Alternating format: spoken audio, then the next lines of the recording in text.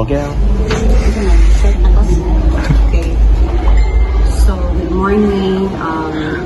As being the college of pharmacy, we do really have challenge as to the inventory of our apparatus as well as the chemicals. So, we really need your help so that everything will be in place. So, how does the research center laboratories currently manage them? The in charge of our laboratory is doing manual inventory.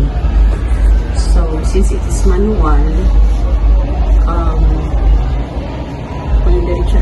specific other problems that I've encountered is there's no proper monitoring of the inventory as to the quantity that is being released and the quantity that is being left in the storeroom. So it can affect the students in their laboratory because sometimes the reagent is already out of stock.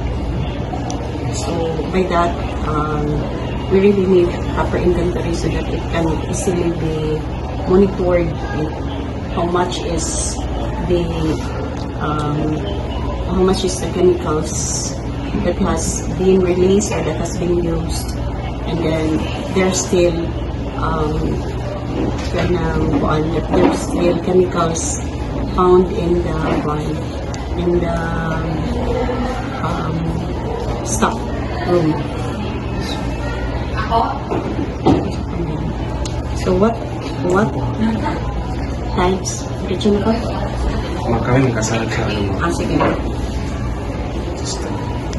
So, what feature would you like in the system? What feature would you like in the system? I do not know. I'm not familiar with the system. So I cannot answer you. As long as we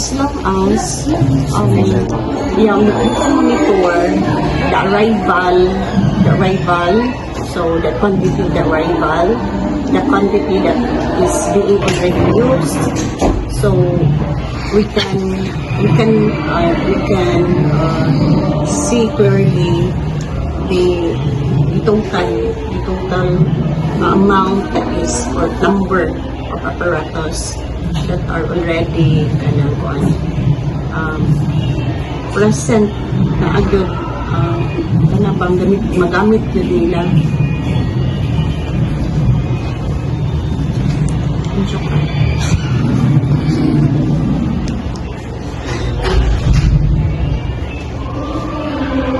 So, would you be open, ma'am, to the testing of a prototype, ma'am, and would be giving a feedback, ma'am, if we already made a system for the inventory, ma'am? So we will be giving feedback.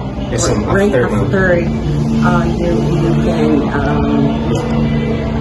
formulate, no? Or yes, you can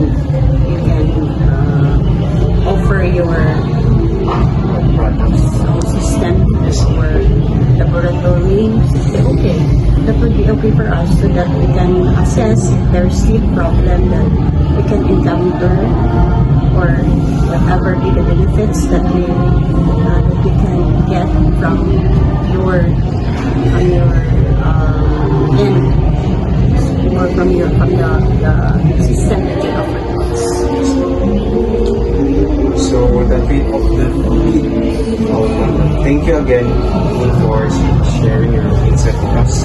Your input is incredibly valuable and it helps us understand how we can create a system that truly benefits the department.